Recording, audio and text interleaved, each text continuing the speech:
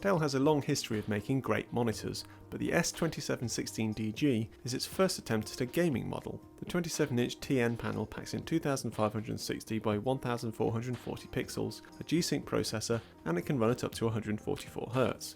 So has Dell nailed it first time, or is it the old rule of never buy a first-gen product? Well, Dell has definitely got things right when it comes to design, as this is a fantastic looking monitor. It has all the simple business-like elegance we've come to expect from Dell, and has several particularly nice touches that really finish off the look. There are super slim bezels that almost completely disappear when the display is off, plus the on-screen display buttons are cleverly hidden on the underside of the frame, where they're easy to reach but don't clutter up the bezel. In fact, the only thing I'm less keen on is the glossy black back, which will show dust, fingerprints and scratches far more easily than a conventional matte finish. The stand though is excellent. Easily assembled and surprisingly lightweight, it still provides a really sturdy platform and offers a full range of ergonomic adjustments. There's also a 100mm VESA mount on the back. Less impressive is this display's connectivity options. Its G-Sync processor limits it to having just one DisplayPort and one HDMI. That's enough for most people, but non-G-Sync alternatives tend to offer more.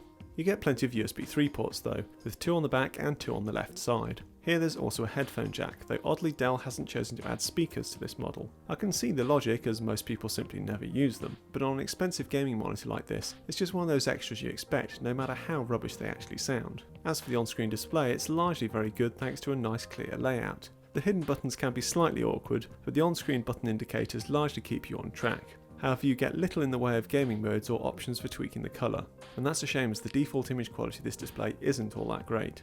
On paper it doesn't look too bad, with a reasonably accurate colour temperature, good sRGB colour coverage, and even the Delta E isn't bad for a TN LCD. However, the contrast figure of 796:1 is below par, and in fact in person the display looks even worse than that figure would suggest. It's just so washed out, with blacks very grey and lacking in depth. Once calibrated, the recorded contrast ratio drops even further to just 673:1, though in most other areas it does improve. Nonetheless, once you factor in the poor viewing angles that you inevitably get from using a TN panel, this display seriously comes up short on overall image quality. Left to right viewing angles are okay, but top to bottom there's noticeable shift in colours and contrast, to the point where there's a perceived difference in colours between the centre of the screen and the edges. Not that the screen actually has an uneven backlight, in fact in benchmarks it proves impressive, with no greater than 6.6% drop in brightness from the centre to the middle, but in real life it doesn't look it.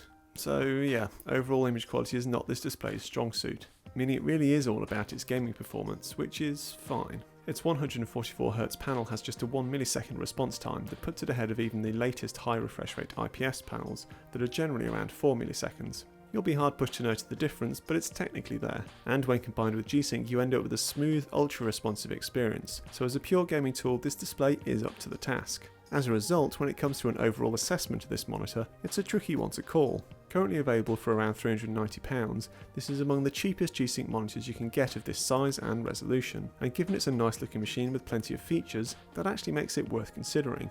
However, if you value overall image quality at all, whether it's for accurately editing your photos, watching video or just generally for desktop use, then the S2716DG really doesn't cut it.